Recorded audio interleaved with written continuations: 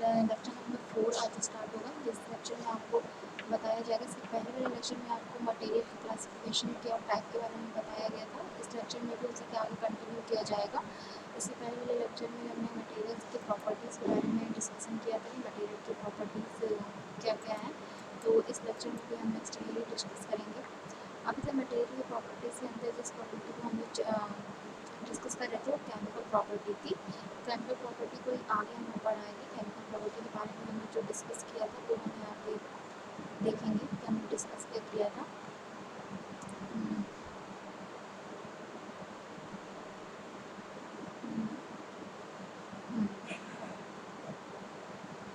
ठीक है, जिस हमने पिछले वाले लेक्चर में हमने यहाँ पढ़ लिया था कि पिछले वाले लेक्चर में हम लोगों ने पिछले लेक्चर में हमने ये पढ़ लिया था केमिकल प्रॉपर्टीज़ क्या होती है, और उसको थोड़ा सा ओवर करते हुए आगे की तरफ बढ़ते हैं कि हम देखते हैं केमिकल प्रॉपर्टीज़ क्या क्या होती है, हमने क्या पढ़ा है इसमें। तो केमिकल प्रॉपर्टी के अंदर हम लोगों ने जो चीज़ पढ़ी थी वो हमने पढ़ी थी केमिकल के अंदर एटॉमिक बॉन्डिंग वगैरह पढ़ी थी। मैं सबसे इम्पॉर्टेंट जरूरी प्रॉपर्टी जो थी इसकी वो आपकी थी कोलिजन। कोलिजन के बारे में बताया गया था आपको कि कोलिजन क्या चीज़ होती है। तो यहाँ पे मैं आपको थोड़ा सा शॉर्ट इंट्रोडक्शन फिर से कोलिजन का कर देते हुए आगे चल रही हूँ। आगे बता रही हूँ कि कोलिजन क्या चीज़ है। ठीक है,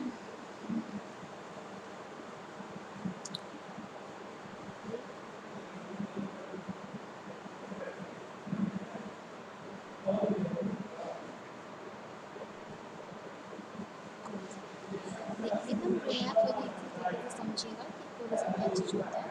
मैंने आपको पहले बताया था कि कोलिजन के केमिकल रिएक्शन जो होते हैं कोलिजन के दौरान, हमको उसको नहीं पढ़ना, हमें बस इतना जानना है कि कोलिजन की वजह से इफेक्ट क्या होता है।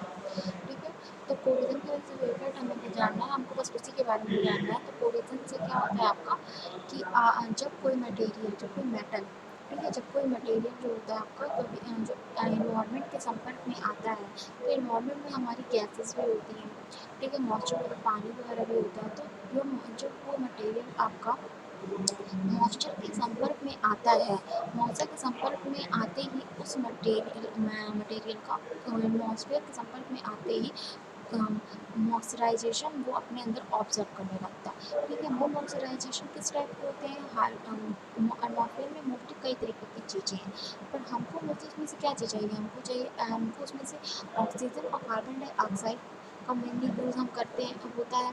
इफेक्ट उनका ज़्यादा पड़ता है क्योंकि एटमॉस्फेयर में ज़्यादा मात्रा में अवेलेबल है। इसके साथ ही हम H2O गैस, H2O देखते हैं पानी को। ठीक है, तो हम जब कोई मटेरियल इन्वायरमेंट के संपर्क में आएगा तो उस पर इफेक्ट क्या होगा, उस इफेक्ट को ही बताने के लिए कोलिजन एक चीज़ बताता है। ठीक है, तो हमने किस चीज़ के बारे में, किस किस तरीके से, जैसे कि हमने लोहा को अगर हम खुले वातावरण में रखें, ठीक है, और अगर बारिश वगैरह हो रही तो बारिश में हम क्या, बारिश में क्या पानी हमारा क्या H2O है। ठीक है, तो वो जब लोहा के संपर्क में आता है तो लोहे में आपने भी देखा होगा कि एक ब्राउनिश कलर का थोड़ा सा लोहा आयरन का कलर जो होता है रेडिश पे होता है, लाल कलर पे होता है। मगर जब वो एटमॉस्फेयर के संपर्क में आता है तो वो क्या होता है आपका ब्राउनिश कलर ले लेता है। ठीक है, तो ये क्यों होता है, जब कोई मटेरियल एटमॉस्फेयर एनवायरनमेंट के संपर्क में आएगा तो वो डिफरेंट तरीकों के गैसेस एनवायरनमेंट में उपस्थित है, तो उसमें क्या होगा कि कुछ रिएक्शंस होंगी उस मेटल और उस जो इन्वायरमेंट में गैस अवेलेबल है उस गैस पे, जैसे कि इन्वायरमेंट में ऑक्सीजन है, कार्बन डाइऑक्साइड, और साथ ही क्योंकि पानी भी आपको थोड़ा सा मॉइस्चर से ओस रहती है आपको, तो कुछ मॉइस्चर वहाँ से वो ऑब्जर्व करता है, तो कुछ ऑब्जर्वेशन मॉइस्चर की वजह से होगा, और जो ऑक्सीजन की वजह से जो उस पर इफेक्ट पड़ेगा, जो कार्बन डाइऑक्साइड पर उस पर इफेक्ट पड़ेगा, उस इफेक्ट की वजह से वो अपना जो स्टेबिलिटी होती है उस मटेरियल की, जैसे कोई मटेरियल मान लीजिए कोई मटेरियल वो 10 साल तक चलेगा, मगर जब हम वो जब वो इन्वायरमेंट के संपर्क में आएगा और इन्वायरमेंट से के संपर्क में आती है, वो जो केमिकल रिएक्ट करेगा, उस केमिकल रिएक्ट से जो चीज़ बन के हमारे सामने आती है वो इस तरह का एक आयरन जो आपको रिएक्ट करेगा, तो Fe2O3 H2 इस तरह का एक कंपाउंड कंपाउंड बन के आपके सामने आता है, उस मटेरियल का इंटरनल केमिकल रिएक्शन उसका होता है। इंटरनल केमिकल रिएक्शन को आपको नहीं पढ़ना, आपको बस इतना जानना है कि कोई मटेरियल अगर एटमॉस्फेयर के संपर्क में आ रहा है तो एटमॉस्फेयर में उपस्थित हमारी गैसेस जैसे कि ऑक्सीजन, कार्बन डाइऑक्साइड और विभिन्न तरीके की गैसेस होती है, डिफरेंट तरीके की गैसेस होती है, पर मोस्टली जो हमारी अधिक मात्रा में अवेलेबल जो गैस होगी उसके साथ रिएक्ट करता है तो मॉइस्चर को ऑब्जर्व करता है। मॉइस्चर को ऑब्जर्व करने के बाद जो केमिकल रिएक्शन उनके बीच होता है उस दौरान उससे एक कंपाउंड बन के आता है, जैसे हमने आयरन के बात लेके गया तो वो बनता है FeO3 और FH2। ये जो कंपाउंड बन के आता है ये हार्श हो जाता है आयरन को, ठीक है। तो आयरन को जब ये हार्श हो जाएगा तो ये ब्राउनिश कलर में हमको दिखता है। तो वो हार्शनेस क्या करती है, वही हार्शनेस आपकी कोरेजन कहलाती है, और वो हार्शनेस क्या करती है आपकी मटेरियल को डैमेज करती है। मटेरियल को जब वो डैमेज करेगी तो उसकी जो लाइफ पीरियड होगी वो कम हो जाएगी। साथ ही वो अगर हम इस बात कहें कि हमने आयरन की बात की, अगर इसी तरह कॉपर में भी होता है। कॉपर आप जानते हैं कि इलेक्ट्रिसिटी में कॉपर बहुत यूज़फुल है, क्योंकि कॉपर क्यों इसलिए इतना यूज़फुल है क्योंकि आप कॉपर से देखिए, कॉपर से आप इलेक्ट्रिक को फ्लो कराते हैं, वायर को यूज़ करते हैं। इसके साथ ही आप कॉपर देखिए सर्किट बनाने में भी आप कॉपर का यूज़ करते हैं। वाइंडिंग में आप देखिए जनरेटर की वाइंडिंग है वहाँ पे भी रोटर के स्टार्टर के पार्ट में भी आप कॉपर का यूज़ करते हैं वाइंडिंग के लिए। तो वहाँ पे कॉपर का यूज़ बहुत ज़्यादा होता है। वहाँ पे कॉपर जब जो एटमॉस्फेयर के संपर्क में कॉपर आता है तो वो भी एक केमिकल रिएक्शन डेवलप करता है। जो केमिकल रिएक्शन का कंपाउंड जो बन के आएगा उसका वो आता है आपका ये CuCO3। ये होता है कॉपर कार्बाइड हाइड्रा ऑक्साइड। ये बनता है केमिकल कंपाउंड जो क्या करता है वो हार्श करता है कॉपर को। तो ये कॉपर के ऊपर एक पतली ग्रीन कलर की परत जो दिखती है आपको वो इसी की दिखती है, और वो क्या करती है कॉपर की लाइफ पीरियड को कम करती है। कॉपर की लाइफ पीरियड को जब कम करेगी तो जो चीज़ें हमारी लंबी चल सकती थी वो कम होगी, और साथ ही आपकी कंडक्टिविटी भी कम होगी। कंडक्टिविटी भी आपके साथ में कम हो जाएगी।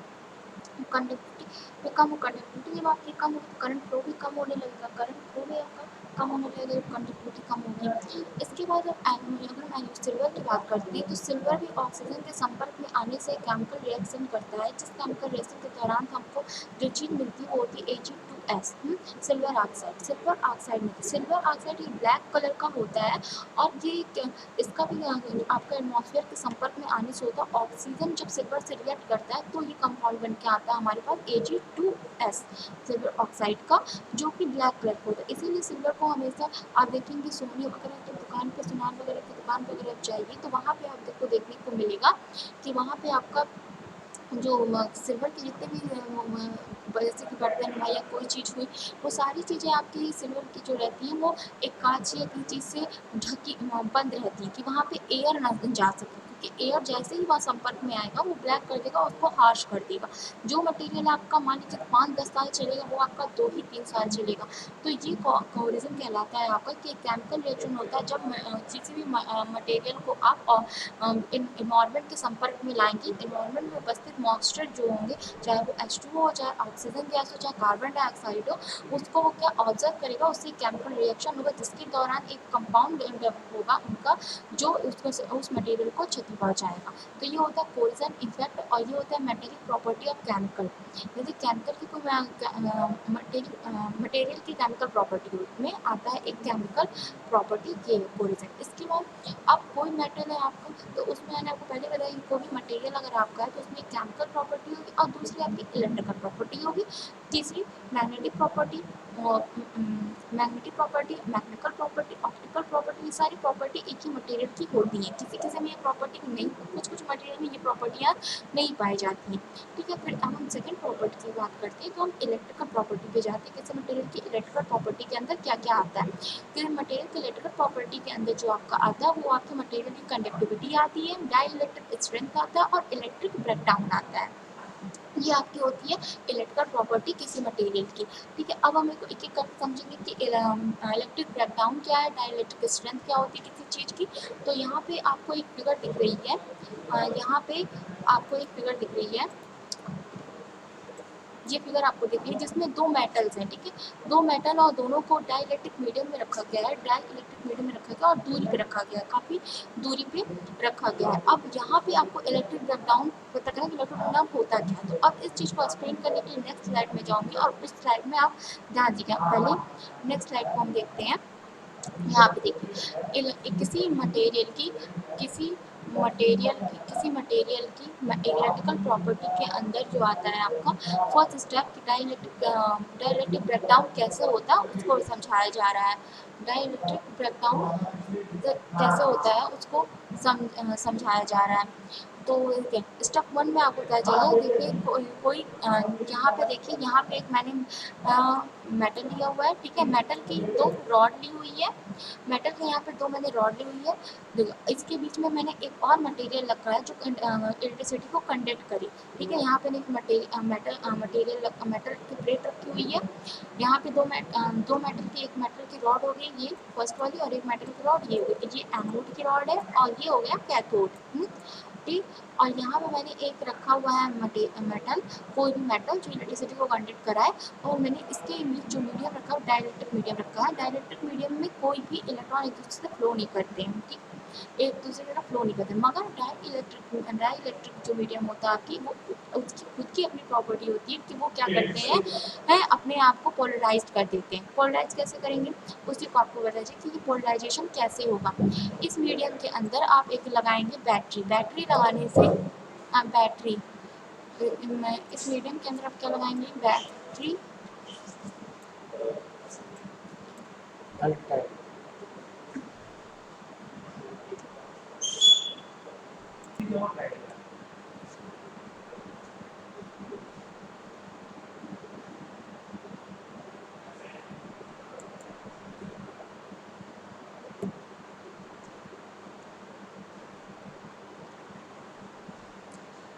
तो इसको कंटिन्यू आगे करते हैं कि यहाँ पे हमने बताया कि जो आपका ये इलेक्ट्रिक ब्रेकडाउन आपको बताया जा रहा है। इलेक्ट्रिक ब्रेकडाउन कैसे होगा, इसके लिए हम दो मेटेलिक प्लेट लेंगे, ठीक है, दो मेटल की हमने प्लेट रखी है। इस मेटेलिक प्लेट के अंदर एक और हमने एक डाइलेक्ट्रिक मीडियम में ये प्लेट रखी हुई है और इसके अंदर हमने एक बट रखा है क्या, मेटल की एक और प्लेट रखी हुई है, ठीक है।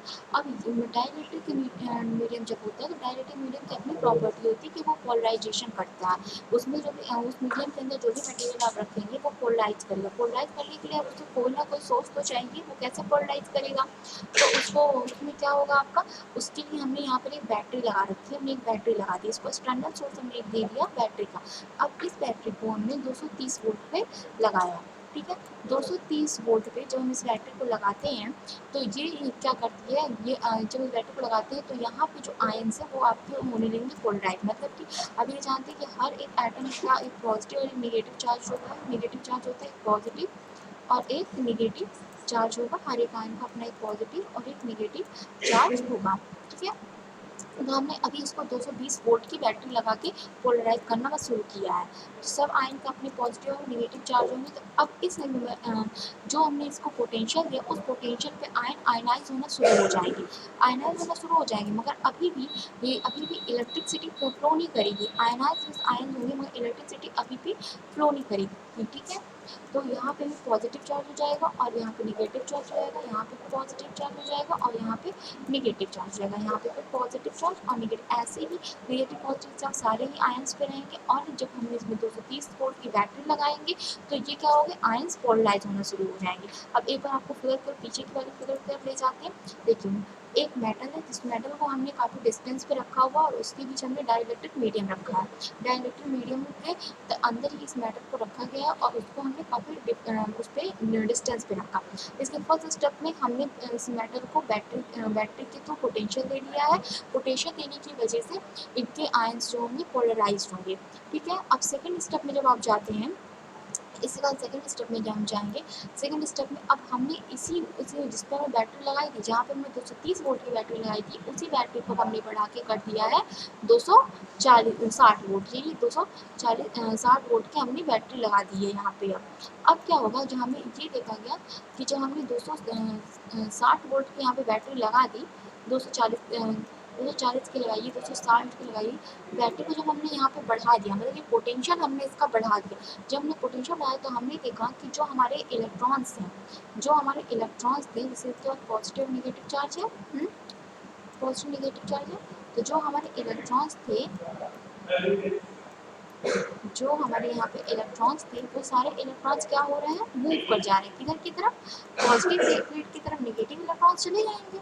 यहाँ पे positive ions, negative ions, positive ions और नेगेटिव आयंस, ठीक है। यहाँ पे पॉजिटिव आयन और नेगेटिव आयंस, पॉजिटिव आयन और नेगेटिव आयन, ठीक। अच्छा, जब हम पहले वाले में क्या हो रहा था, पहले में मैंने 230 वोल्ट की बैटरी लगाई थी, तब भी आयन क्या हो रहे थे, पोलराइज्ड हो रहे थे, अभी इलेक्ट्रिसिटी को पास नहीं कर रहे थे। और अब क्या हो रहा है आपका, जब हमने इसको 260 वोल्ट की बैटरी पे लगा दिया, अब आयंस क्या किया, जो इलेक्ट्रॉन जो है वो क्या करने लगे, पॉजिटिव प्लेट की तरफ फ्लो करना शुरू हो गया, मतलब कि ये इलेक्ट्रॉन जाके यहाँ पे इस प्लेट से लगने लगे। देखिए यहाँ पे पॉजिटिव प्लेट थी और यहाँ पे नेगेटिव आयंस आके जुड़ गए, और ये क्या थी, नेगेटिव प्लेट थी, यहाँ पे पॉजिटिव आयन जाके लग गए। तो ये क्या हुआ आपका, इस समय ये क्या हुआ, ये आपका कहलाया कि यहाँ पे इस पोजीशन पे हम इसको बोलेंगे कि इलेक्ट्रिक ब्रेक डाउन हो गया। कैसे हुआ, जब हमने पहले इसको पोटेंशियल दिया था 230 वोल्ट का, जब हमने पोटेंशियल दिया था तब सिर्फ आयन पोलराइज कर रहे थे, अभी भी इलेक्ट्रिसिटी का फ्लो नहीं हो रहा था। अब इलेक्ट्रिसिटी का फ्लो कब शुरू हुआ, जब हमने पोटेंशियल को बढ़ाया। जब हमने पोटेंशियल को बढ़ाया तो डाई इलेक्ट्रिक मीडियम में, क्योंकि आपको पता है कि डाई इलेक्ट्रिक मीडियम में वो इलेक्ट्रॉन फ्लो, मतलब कि इलेक्ट्रॉन फ्लो नहीं करते, करंट पास नहीं होती। डाई इलेक्ट्रिक मीडियम में तभी करंट पास होगी, या तो हम डाई इलेक्ट्रिक मीडियम को एल्कोहलिक रखें, मतलब कि जैसे कि हम उसमें HCl में या उस प्लेट को रखें, या फिर हम उसको नींबू के रस, नींबू का अगर हम रस ले लेते हैं उसमें अगर रखेंगे, ऐसी चीज़ जहाँ पे आयंस फ्लो होने का मीडियम हमको मिलता है, उस मीडियम में अगर हम उस मेटेलिक प्लेट को, मतलब ये दोनों मेटेलिक प्लेट को रखते हैं, तो वहाँ पे ही इलेक्ट्रॉन फ्लो कर पाएंगे। डाई इलेक्ट्रिक मीडियम में फ्लो, या तो हम एयर का इस्तेमाल करें मीडियम के लिए, तो यहाँ पे हमने ऐसा कुछ नहीं किया, हमने डाई इलेक्ट्रिक मीडियम को में क्यूरिक मेटेलिक प्लेट रखी, जबकि उस इलेक्ट्रिक मीडियम में इलेक्ट्रॉन फ्लो नहीं करेगा। इलेक्ट्रॉन फ्लो करने के लिए हमको मीडियम में कोई ना कोई एल्कोहलिक चीज़ लगनी पड़ेगी, मगर हम एल्कोहलिक चीज़ ना ला के हम क्या कर रहे हैं, हम उसकी पोटेंशियल को बढ़ा रहे हैं, हम प्लेट की पोटेंशियल को बढ़ा रहे हैं, प्लेट की पोटेंशियल को बढ़ा रहे हैं। और साथ ही हम ये जानते हैं कि डाई इलेक्ट्रिक मीडियम में जो डाई इलेक्ट्रिक मीडियम में कोई रखी जाती है, तो वहाँ पे जब प्लेट रखी जाएंगी, तो डाई इलेक्ट्रिक मीडियम की अपनी प्रॉपर्टी है कि वो आयंस को क्या करती है, पोलराइज कर देती है। पोलराइज कर देती है वो नॉर्मल पोटेंशियल पे, मतलब 230 वोल्ट का नॉर्मल पोटेंशियल दे रहे हैं, तो वो सिर्फ आयन को पोलराइज करेगी, ठीक। अगर हम इस आयन को फ्लो कराना है, हमको उस मीडियम से इलेक्ट्रिसिटी को फ्लो कराना है, तो हमको पोटेंशियल को हमको हाई करना पड़ेगा। पोटेंशियल को हाई करने के लिए हम इसको 260 वोल्ट की बैटरी लगा रहे हैं यहाँ पे, जिससे पोटेंशियल हाई होगा, इलेक्ट्रॉन पॉजिटिव प्लेट की तरफ मूव कर जाएंगे, और अब इलेक्ट्रॉन पॉजिटिव प्लेट की तरफ सारे मूव कर जाएंगे। तो यहाँ पे बिल्कुल, अब जब इलेक्ट्रॉन मतलब कि जब इलेक्ट्रॉन पॉजिटिव प्लेट की तरफ मूव करके इलेक्ट्रॉन क्या फ्लो करना शुरू करेगा, मतलब इलेक्ट्रिसिटी आपकी पास होना शुरू हो गई, इलेक्ट्रिसिटी पास होना शुरू हो गई, तो ये आपका हो गया ये कहलाया आपका इलेक्ट्रिक ब्रेकडाउन। मतलब कि एक इंसुलेशन मीडियम जहाँ पे मतलब कि आइसोलेट अगर कोई मीडियम, वहाँ पे इलेक्ट्रिसिटी पास नहीं होती, उसके बावजूद हम उसको हाई पोटेंशियल देके इलेक्ट्रिसिटी को पास करा देते, तो उसको बोलते हैं इलेक्ट्रिक ब्रेकडाउन। और यहीं से शुरू होता है आपका क्या, यहीं से एक जैसे स्पार्किंग का कंडीशन यहीं से शुरू होता है। अब आप फिगर को एक बार और पीछे करके बताते हैं, क्या क्लियर कर देते हैं इसको कि क्या चीज़ हो रही है। यहाँ पे देखिए फर्स्ट चीज़ में आपको हमने बताया 230 वोल्ट पे रखा है, तो सिर्फ आयंस जो है आपके पोलराइज्ड हुए। अब हमने 230 वोल्ट को बढ़ाया है, तो यहाँ पे जो स्पार्किंग दिखा रहा है, यही आपका दिखा रहा है कि डाई इलेक्ट्रिक मीडियम में आपका इलेक्ट्रिक ब्रेकडाउन हुआ, जिसकी वजह से इलेक्ट्रॉन फ्लो कर गए और करंट हमारी पास होने लगी। तो ये आपका कहलाया इलेक्ट्रिक ब्रेकडाउन। मतलब कि कोई इंसुलेटर मटेरियल भी हो और हम हाई पोटेंशियल दे, बहुत हाई पोटेंशियल दे, तो वहाँ पे इलेक्ट्रॉन पोलराइज हो जाएंगे डाई इलेक्ट्रिक मीडियम में, और वहाँ पे इलेक्ट्रिसिटी पास कर जाएगी अगर हम हाई पोटेंशियल देते हैं, और स्पार्किंग शुरू हो जाती है। तो यही चीज़ आपकी कहलाती है इलेक्ट्रिक ब्रेकडाउन। अच्छा, अब आपको मैं इसमें बताती हूँ कि इनकी डाई इलेक्ट्रिक स्ट्रेंथ क्या होती है, ठीक। तो इसको समझने के लिए थोड़ा सा हम आगे और बढ़ते हैं, डाई इलेक्ट्रिक स्ट्रेंथ क्या होती है। डाई इलेक्ट्रिक स्ट्रेंथ का बताने का आपका मेरा ये मतलब है, आपको कैसे समझाया जाएगा। जब आपका इलेक्ट्रिक ब्रेकडाउन हो रहा था, ठीक है, 260 वोल्ट पे आपका इलेक्ट्रिक ब्रेकडाउन हो गया था, पीछे वाली साइड में मैंने आपको ये बताया। 230 वोल्ट पे आयंस आपके पोलराइज्ड हो रहे थे, ठीक। डाई इलेक्ट्रिक मीडियम में जब तक जैसे जब जब तक आयंस जब तक उस मीडियम की कैपेबिलिटी है कि वो आयंस को रोके रखे, मतलब कि इलेक्ट्रॉन के फ्लो को रोका रहे, तो उस स्ट्रेंथ को बोलते हैं dielectric strength. For example के तौर पे मान लीजिए कि आप और आपकी सिस्टर दो लोग हैं, ठीक, आपके बीच झगड़ा हो जाता है, तो आपकी मम्मी वहाँ पे अगर है, मम्मी यहाँ पे, तो आप और आपके सिस्टर के बीच आपकी मम्मी खड़ी हो जाए और वो अपनी कैपेबिलिटी के अनुसार आपको रोकती है, ठीक है। तो जब तक वो आपको रोकी रहती है तब तक वो उनकी स्ट्रेंथ लगेगी, मम्मी आप यही बोलेंगे मम्मी की उतनी स्ट्रेंथ है हमको उतनी देर तक रोकनी चाहिए। इसी तरह जब दो मेटल के बीच में डाइलेक्ट्रिक मीडियम कोई है, और डाइलेक्ट्रिक मीडियम वो मेटल रखे हुए, जब तक उस मीडियम कैपेबिलिटी है कि वो इलेक्ट्रॉन को फ्लो होने ना दे, तो उसको बोलते हैं डाइलेक्ट्रिक स्ट्रेंथ। उसकी स्टेमिना को हम बोलते हैं डाइलेक्ट्रिक स्ट्रेंथ। और जैसे ही आपकी मम्मी अभी आपका फोर्स ज़्यादा होता है, आपकी मम्मी बीच से हट जाती है, नहीं वो आपको बैलेंस कर पाती है, तो आप झगड़ने लगते। इसी तरह जब उस स्ट्रेंथ पे, मतलब कि उस पोटेंशियल पे 230 वोल्ट की पोटेंशियल तक आपका डाइलेक्ट्रिक मीडियम की स्ट्रेंथ थी कि वो आयनाइज्ड होने के बाद भी वो इलेक्ट्रिसिटी को पास नहीं होने दे रही थी। मगर जैसे ही हमने 260 वोल्ट पोटेंशियल किया, जो पिछली वगैरह मैंने आपको बताया 260 वोल्ट पोटेंशियल किया, मैं पहले वो स्लाइड दिखा दे रही हूँ आपको। जैसे ही मैंने 260 वोल्ट पोटेंशियल किया, आयन क्या होने लगे, आयनाइज्ड होने लगे और इलेक्ट्रिक ब्रेकडाउन हो गया। यहाँ से इलेक्ट्रिक ब्रेकडाउन हुआ जब तक 230 वोल्ट तक पिछले स्लाइड में आपको बता रही हूँ 230 वोल्ट तक आयन सिर्फ आयनाइज हो रहे थे, मतलब ये कैपेबिलिटी इतनी ही थी कि आयन बस आयनाइज हो रहे थे। मतलब कि अगर आप और आपकी, मान लीजिए ये एक आप और आपकी बहन और बीच में आपकी मम्मी खड़ी है, तो आपकी मम्मी कैपेबिलिटी जब तक वो आपको अपनी लड़ाई से रख रही है उतनी देर तक वो आपको रोकती रखती है 230 वोल्ट तक। ये भी अपना डायरेक्टिव मीडियम भी अपने इसमें डेवलप जो पोलराइजेशन आयंस का उसको रोका हुआ है, मगर जैसे ही मीडियम के यहाँ पोटेंशियल बढ़ा देते हैं वो उस स्ट्रेंथ को तोड़ देते हैं। जैसे ही तोड़ेगा तो वो इलेक्ट्रिक ब्रेकडाउन में चला जाएगा, और जब तक वो रोकता है वो डाई इलेक्ट्रिक स्ट्रेंथ कहलाती है। तो ये आपकी चीज़ पता आपको चाहिए यहाँ पे कि डाई इलेक्ट्रिक स्ट्रेंथ क्या होती है और आपका इलेक्ट्रिक ब्रेकडाउन क्या होता है, ठीक है। एक बार के लिए तो मैं आपको और एक बार क्लियर कर देती हूँ कि दोनों चीज़ें मैं क्या चीज़ आपको बताने की कोशिश की जा रही थी। एक बार और मैं आपको क्लियर कर देती हूँ, इलेक्ट्रिक ब्रेकडाउन क्या चीज़ है। इलेक्ट्रिक ब्रेकडाउन के लिए आपको दो मेटेलिक की प्लेट्स रखी है, उसके बीच में डाइलेक्ट्रिक मीडियम है, उस मीडियम के अंदर मेटेलिक प्लेट एक है। मेटेलिक प्लेट के अंदर आपको यहाँ पे कहते हैं आयंस है। आयंस के अंदर आयंस में एक पॉजिटिव नेगेटिव चार्ज होगा, ये आपको पता ही है। यार आयंस के पास एक पॉजिटिव और एक नेगेटिव चार्ज होता ही है। एटम्स के पास एक पॉजिटिव और एक नेगेटिव चार्ज होता है, ठीक है। सारे एटम के पास एक पॉजिटिव एक नेगेटिव चार्ज है। इसको हमने पहले एक नॉर्मल वोल्टेज पे वोल्टेज दिया, एक नॉर्मल वोल्टेज 230 वोल्ट हमने इसको दे दिया, नॉर्मल वोल्टेज दिया जिस वोल्टेज तक हमारी डाइलेक्ट्रिक मीडियम की जो प्रॉपर्टी थी, जैसे यहाँ पे लिखा भी हुआ है इस लाइन में, when a dielectric is placed in the electric field its gets polarized. भी जैसे इलेक्ट्रिक फील्ड में ये रहता है तो ये क्या है, पोलराइज होने लगता है।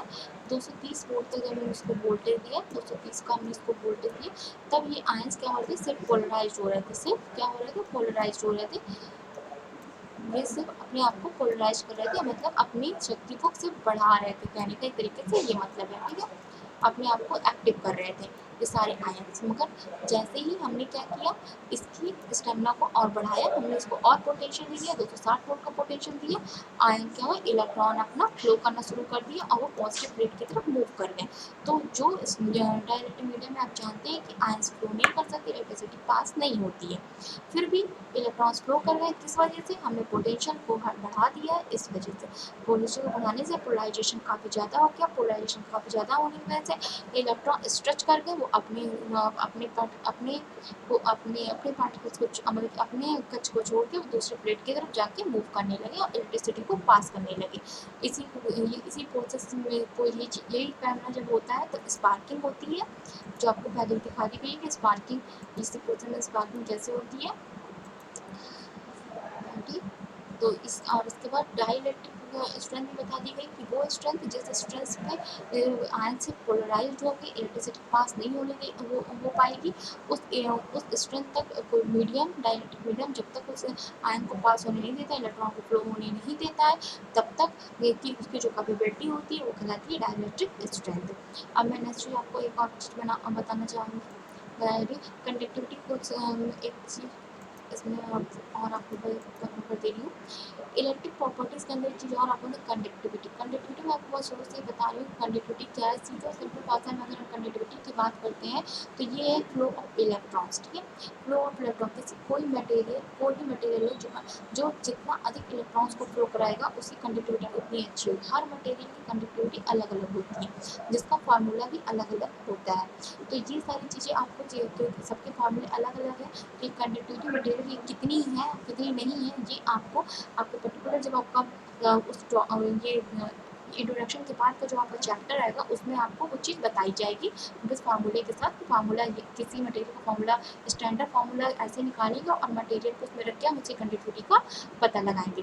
बेसिक तो मोटी भाषा में बात किया जाए तो कंडक्टिविटी इतना कि जितने अधिक इलेक्ट्रॉन्स एमिट करा दे कोई मटेरियल, एमिट करा दे जितने अधिक इलेक्ट्रॉन्स को उतनी अधिक इलेक्ट्रिसिटी जनरेट हो जाएगी, वो आपकी कंडक्टिविटी है। तो आपने अभी तो ये जाना कि मटेरियल की इलेक्ट्रिक प्रॉपर्टी के अंदर क्या चीज़ आएगी आपकी, इलेक्ट्रिक प्रॉपर्टी के अंदर आपकी मटेरियल की क्या आएगी, कंडक्टिविटी, हीट, डाइलेक्ट्रिक स्ट्रेंथ और इलेक्ट्रिक ब्रेकडाउन। जिसमें से आपको इलेक्ट्रिक ब्रेकडाउन मैंने बता दिया कि इलेक्ट्रिक ब्रेकडाउन वो फिनोमेना है जिस फिनोमेना में कोई भी मेटल जो डाइलेक्ट्रिक मीडियम में है, मतलब कि जो आयंस को फ्लो नहीं करा सकता है, इलेक्ट्रिसिटी को पास नहीं करा सकता, उस कंडीशन में भी वो अपनी इलेक्ट्रिसिटी को पास करता है हाई पोटेंशियल देने पर। और जब तक वो मेटल उस मीडियम के अंदर है, डाइलेक्ट्रिक मीडियम के अंदर है, जब तक इलेक्ट्रॉन्स को वो डाइलेक्ट्रिक मीडियम जब तक उस मेटल को में उपस्थित इलेक्ट्रॉन्स को रोके हुए तो वो उस मेटल की डाइलेक्ट्रिक स्ट्रेंथ कहलाएगी। वो उस मेटल जो उस डाइलेक्ट्रिक मीडियम में रखा उस मीडियम की डाइलेक्ट्रिक स्ट्रेंथ कहलाएगी, ठीक है। कंडक्टिविटी भी आपको बता देंगे। अब नेक्स्ट चीज़ आपको मैं बताती हूँ इसमें जो वो आपका है, नेक्स्ट जो आपका इसमें आपको पढ़ना है मैग्नेटिक प्रॉपर्टी। नेक्स्ट आपको जो इसमें पढ़नी है वो आपको पढ़नी है कि मैग्नेटिक प्रॉपर्टी किसी मटेरियल की मैग्नेटिक प्रॉपर्टी क्या होती है, वो आपको नेक्स्ट पढ़ना है, ठीक। तो मैग्नेटिक प्रॉपर्टी आपको मैं बताती हूँ क्या चीज़ है मैग्नेटिक प्रॉपर्टी। अभी तक आपने कितनी प्रॉपर्टीज पढ़ चुके हैं, आप 3 प्रॉपर्टी पढ़ चुके हैं, केमिकल प्रॉपर्टी, इलेक्ट्रिकल प्रॉपर्टी। अब जो वो आप नेक्स्ट पढ़ने वाले हैं वो आपकी है मैग्नेटिक प्रॉपर्टी, जो कि थर्ड प्रॉपर्टी है इसकी, ठीक है। मटेरियल में बहुत सारी एक मटेरियल उसमें कई सारी प्रॉपर्टीज पाई जाती हैं, जिसके अंदर 7-8 प्रॉपर्टी मैंने आपको इस मतलब कि पीपीटी पे आपको बताई हुई है कि ये 7-8 property chemical property, electrical, mechanical, optical हो गई और थर्मल, ठीक है। 7 प्रॉपर्टी तो ऐसे मैंने आपको बताई हुई कि थर्मल प्रॉपर्टीज। तो अब इसकी नेक्स्ट प्रॉपर्टी जो हम लोग पढ़ेंगे, अच्छा केमिकल प्रॉपर्टीज के अंदर आप क्या पढ़ेंगे, केमिकल प्रॉपर्टीज के अंदर आप एटॉमिक स्ट्रक्चर पढ़ना है आपको। मगर एटॉमिक स्ट्रक्चर क्योंकि आपके कोर्स के लिए बहुत ज़्यादा इंपॉर्टेंट नहीं है, आपके लिए सबसे इंपॉर्टेंट जो केमिकल प्रॉपर्टी के अंदर था वो कोरिजन था, जिसको मैंने बता दिया कि कोरिजन क्या होता है। किसी मेटल का अपनी लाइफ का मेटल खराब होना, वो आपका कोरिजन कहलाता है। खराब होने की वजह क्या है, खराब होने की वजह है आपका उसी मेटल का एनवायरनमेंट के संपर्क में आना, एनवायरनमेंट से मॉइस्चर का ऑब्जर्व करना और केमिकल रिएक्शन का डेवलप करना, और उस रिएक्शन की वजह से उसमें जो कहानियाँ होती हैं उसको उस हानियों की वजह से उस मेटल की लाइफ टाइम का कम होना और साथ ही उसकी कंडक्टिविटी का घटना।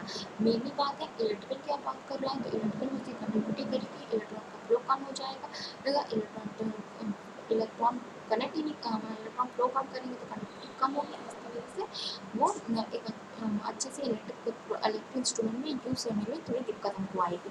सेकंड चीज़ आपको हमने क्या बताया, इलेक्ट्रिकल प्रॉपर्टी, जिसके अंदर आपको 3 चीज़ बताई दी गई है, electric breakdown, dielectric strength and conductivity. अब थर्ड जो मैं आपको बताने जा रही हूँ वो आपका है, थर्ड जो मैं आपको बताने जा रही हूँ वो आपका है अच्छा। यहाँ पे मैं आपको एक बार एक चीज़ यहाँ पे डेफिनेशन आपको क्लियर कर देती हूँ। यहाँ पे लिखा गया direct strength English definition, the maximum value of electric field intensity. Electric field intensity के बारे में मैंने आपको कल ही बता दिया था। इलेक्ट्रिक इंटेंसिटी की अगर हम बात करें तो बेसिकली क्या होती है, किसी पॉइंट चार्ज पे कोई फोर्स जो लगाते हैं उस फोर्स से पॉइंट चार्ज की बात करें, चार्ज की हम बात कर रहे हैं तो किसी पॉइंट चार्ज पे हम फोर्स जो लगाते हैं वो फोर्स उस पॉइंट चार्ज को कितनी दूर ले जा सकता है, वो उसकी इंटेंसिटी कहलाता है एक जनरल भाषा में, ठीक है। तो यहाँ पे बच गया the maximum value of electric intensity that can be applied to the dielectric without its electric breakdown is known as electric strength। वही चीज़ जो आपको बताई गई है, मैं वो यहाँ पे डिप्रेशन का मिसाल आपको क्लियर कर दे रही हूँ कि the maximum value of electric field intensity, जो मैक्सिमम वैल्यू कौन सी मैक्सिमम वैल्यू 230 वोल्ट जो आपने लगाई, ठीक है, वो मैक्सिमम वैल्यू, उस मैक्सिमम वैल्यू पर जब तक वो मटेरियल मतलब कि कौन जब तक डाइलेक्ट्रिक मीडियम में यहाँ पे देखिए लिखा हुआ can be apply to the dielectric without electric breakdown. जब तक 260 वोल्ट पर इलेक्ट्रिक ब्रेकडाउन की इलेक्ट्रिसिटी पास होना शुरू हो गई थी, जब तक वो पास होने नहीं देता उस समय जो उस पर पोटेंशियल लगाया वो पोटेंशियल मैक्सिमम वो पोटेंशियल उस समय का था जिस पर उसने इलेक्ट्रॉन को फ्लो होने नहीं दिया, तो वो उस समय उस मीडियम डाइलेक्ट्रिक मीडियम की क्या कहलाएगी, डाइलेक्ट्रिक स्ट्रेंथ कहलाएगी। और जैसे ही देखिए लिखा हुआ विदाउट इट्स इलेक्ट्रिक ब्रेकडाउन, जब तक उसका ब्रेकडाउन नहीं होता है तब तक, ठीक है, जैसे ही ब्रेकडाउन हो जाएगा वो क्या किसमें आ जाएगा, इलेक्ट्रिक ब्रेकडाउन में आ जाएगा, ठीक है। अच्छा, अब दूसरी चीज़ आपको बताएं मैग्नेटिक प्रॉपर्टी की तरफ हम लोग चलते हैं इसकी, तो ठीक है, मैग्नेटिक प्रॉपर्टीज क्या होती है मैंने बताया। जैसे अब मैं कोई एग्जाम्पल के तौर पर हमें एक कॉपर की वायर ली हुई है, ठीक है, हमने कॉपर की वायर, तो कॉपर के वायर का तो आप जानते हैं इलेक्ट्रिसिटी में बहुत होता है, ठीक। दूसरी चीज़ अब यहाँ पे थोड़ी ध्यान देने वाली बात है कि कॉपर की वायर जो हमने लिया है, तो कॉपर हमारा क्या हो गया, मेटल हो गया, ठीक है, एक मटेरियल है, कॉपर एक मटेरियल है जो इसके तहत आता है, मेटल के तहत आता है, ठीक है, कॉपर मेटल के तहत आता है। मेटल के तहत क्यों आता है वो मैंने आपको फर्स्ट लेक्चर में बता दिया था कि अगर हम कॉपर का इलेक्ट्रॉनिक कन्फिगरेशन देखें तो आउटर मोस्ट में दो या तीन इलेक्ट्रॉन्स होंगे तो वो मेटल होगा, ठीक है। अगर मेटल है तो इलेक्ट्रॉन फ्लो बहुत तेजी से कराएगा, तो कॉपर पहले कॉपर लिया हमने मटेरियल के अंदर कॉपर क्या है, मटेरियल का एक टाइप है मेटल, कॉपर होगा हो गया मेटल, ठीक है, मेटल हो गया। उसके बाद उस कॉपर वो मेटल हो गया। अब क्योंकि कंडक्टिविटी बहुत हाई करा रहा है तो इलेक्ट्रिक प्रॉपर्टी आ गई उसके अंदर, एक इलेक्ट्रिक प्रॉपर्टी आपको एक दिख गई, वही कॉपर मेटल की electric property, conductivity high, flow of electron high है। अच्छा, आपने एक चीज़ और सुनी होगी, अपने पिछले वाले सेशन में सुना होगा, पिछले वाले ईयर में सुना होगा, फर्स्ट ईयर में आप लोगों ने सुना होगा, बायो सैवर्ट एक जो साइंटिस्ट थे उन्होंने बताया था कि कैसे कैसे किसी वायर में हम करंट फ्लो कराते हैं तो मैग्नेट की सारी प्रॉपर्टियाँ उस वायर के अंदर होती हैं। इन्होंने ये बात को प्रूव किया था, बायो एंड सॉवर्ट लाया था, हमने पिछले ईयर में इलेक्ट्रोमैग्नेटिक लेक्चर में आपने पढ़ा होगा, ठीक। तो अब हम इसी कॉपर वायर का सबसे पहले आपने क्या पता है, कॉपर मटेरियल का कॉपर कौन सा टाइप आया, मेटल का टाइप आया, मेटल का टाइप हमने कैसे पता किया, इलेक्ट्रॉनिक कन्फिगरेशन से, इलेक्ट्रॉनिक कन्फिगरेशन के आपने आउटर मोस्ट सेल में पता किया कितने इलेक्ट्रॉन है, उससे आपको पता चला कि ये मेटल है, ठीक है, टाइप आपको पता चलेगा कि मेटल के टाइप का। मेटल के अंदर आपने फिर आगे जब चले तो आपने देखा कि ये इलेक्ट्रॉन का फ्लो बहुत अच्छे से करा रहा है, तो कंडक्टिविटी इसकी बहुत अच्छी है, कंडक्टिविटी बहुत अच्छी है, तो आपको एक और प्रॉपर्टी पता चल गई, इलेक्ट्रिकल प्रॉपर्टी। अच्छा, अब उसी वायर में क्योंकि करंट फ्लो कर रही है और हम जानते हैं कि बायो-सैवर्ट के अनुसार किसी वायर में करंट फ्लो करती है तो मैग्नेटिक प्रॉपर्टी को रखने लगता है, मैग्नेट की तरह काम करने लगता है। अब वहाँ से डेवलप हुई मैग्नेटिक प्रॉपर्टी। अच्छा, मैग्नेटिक प्रॉपर्टी आपको समझ में, अब मैग्नेटिक प्रॉपर्टी के अंदर क्या आएगा, मैग्नेटिक प्रॉपर्टी के अंदर आपका आता है, देखिए यहाँ पे मैं आपको डेफिनेशन के अनुसार भी बता दे रही हूँ, the study of the magnetic property of the material like the permeability, hardening and the corrosive force is required when it is because of the generator and transformer, ठीक है। तो इसमें मैग्नेटिक प्रॉपर्टी की बात जिसमें क्या होगा, परमेबिलिटी कुछ नहीं, आपको मैं परमेबिलिटी इतनी बता दे रही हूँ, परमेबिलिटी का आपने इलेक्ट्रिसिटी में ये पढ़ा है कि एप्सिलॉन्स पढ़ा हुआ है, ठीक है। सेमीकंडक्टर में आपने पढ़ा है मोबिलिटी, ठीक है, मोबिलिटी आप सेमीकंडक्टर में पढ़ा था कि मोबिलिटी क्या होती है, कोई भी सेमीकंडक्टर मटेरियल जो होल्स और इलेक्ट्रॉन्स पे काम करता है, तो इलेक्ट्रॉन्स का मूव करना, ठीक है, मूव करना अपनी जगह से कितनी ईजिली वो उस मटेरियल में मूव कर सकता है, वो उसकी मोबिलिटी कहलाती है। इसी तरह आपको क्या कहते हैं, परमेबिलिटी में यहाँ पे डेफिनेशन में भी ये चीज़ लिखी हुई है कि magnetic property of defined as the property of the material to allow the magnetic line of force passes throughout it. सीधा मतलब ये है, डिस्ट्रीब्यूशन का साथ magnetic permeability is defined as the property of the material to allow the magnetic line of the force passes throughout it। यहाँ मैं figure में बता दे रही हूँ आपको, मान लीजिए यहाँ पे ये कोई मैग्नेट है, ठीक है, मैग्नेटिक फील्ड लाइन कब प्रोड्यूस होंगी, जब ये कोई आयरन है, ठीक, यहाँ पे मैग्नेटिक फील्ड लाइन कब प्रोड्यूस होंगी, जब हम अगल बगल वो मैग्नेट रखेंगे, ठीक, नॉर्थ टू साउथ पोल, ठीक रखेंगे। अच्छा, अब यहाँ से मैग्नेटिक फील्ड लाइन गुजरेंगी, ठीक, कई मैग्नेटिक फील्ड लाइन गुजरेंगी, बहुत सी मैग्नेटिक फील्ड लाइन यहाँ से गुजरेंगी।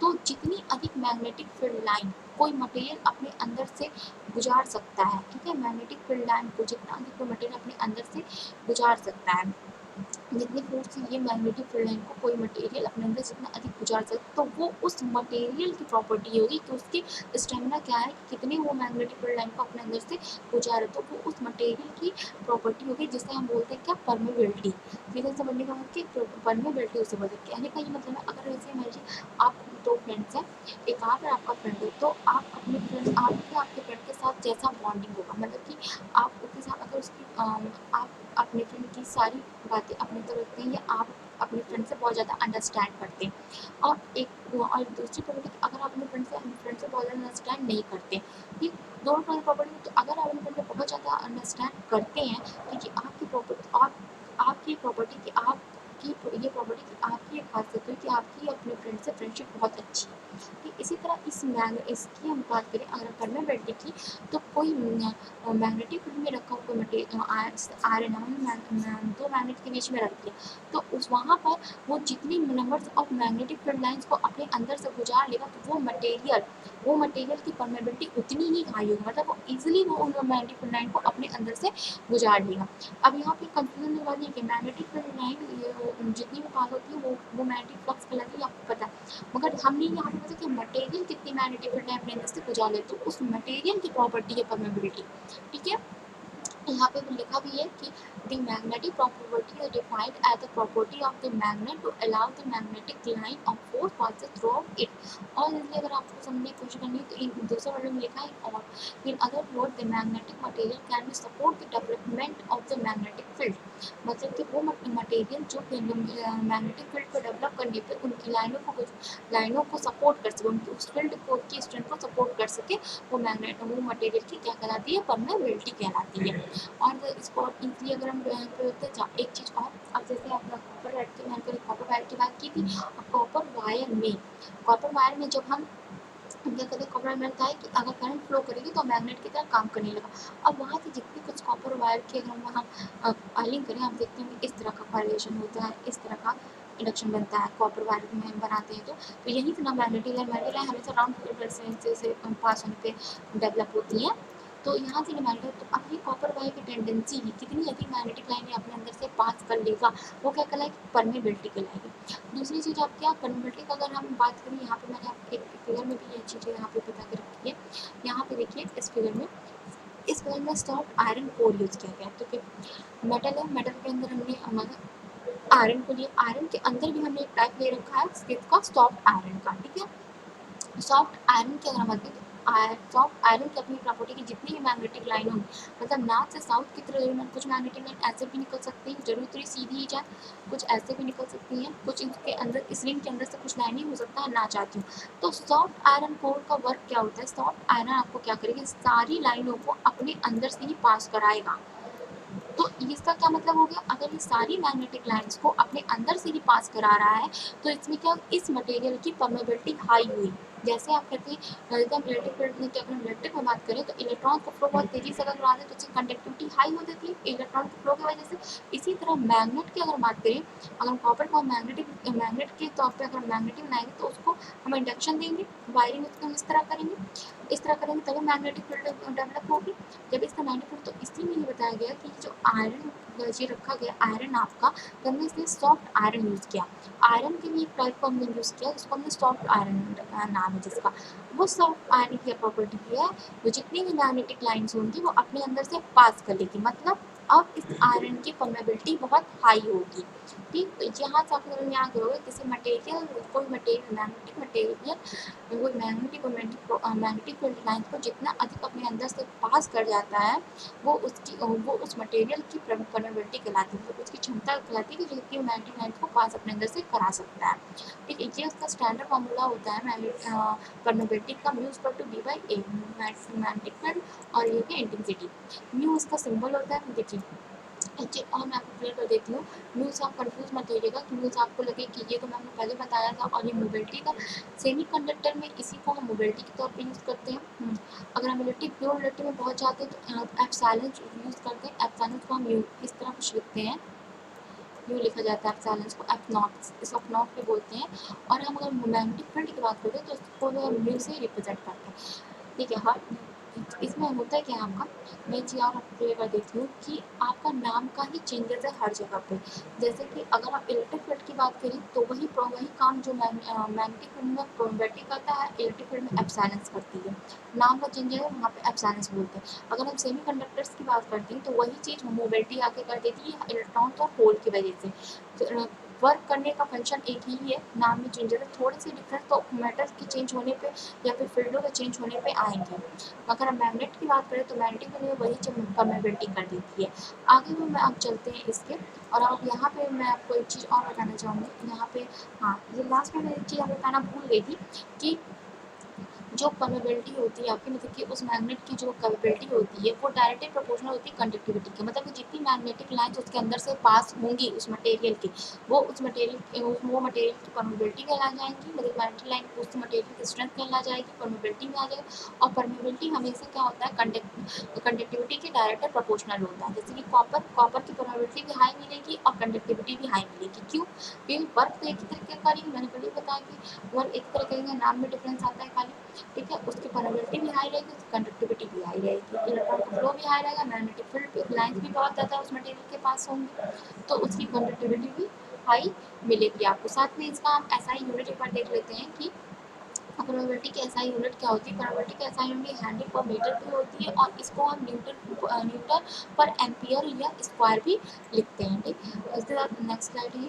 फिर इसके बाद मैं आपको नेक्स्ट टर्न में आपको बताऊंगी हाइस्ट्रियस लूप क्या होता है। देखिए, मैग्नेटिक फील्ड, जैसे आप इलेक्ट्रिक फील्ड में जाते, इलेक्ट्रिसिटी में जाते तो इलेक्ट्रिक फील्ड आपको पता चलती है। इसके साथ ही आपको, अगर आप मटेरियल्स में जाएंगे, मेटल्स में जाएंगे तो आयनाइजेशन होता है।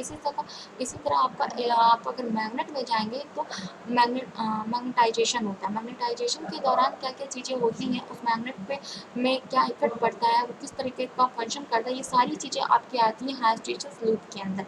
हाइस्ट्रियस लूप बीटेक में आपका बहुत अच्छी टॉपिक्स भी आता है, और इसमें आपको थोड़ी सी जानकारी देनी है। तो ये टर्म में हाइस्ट्रियस लूप के बारे में यहाँ पे है। हाइस्ट्रियस लूप जो आपका है यहाँ पे,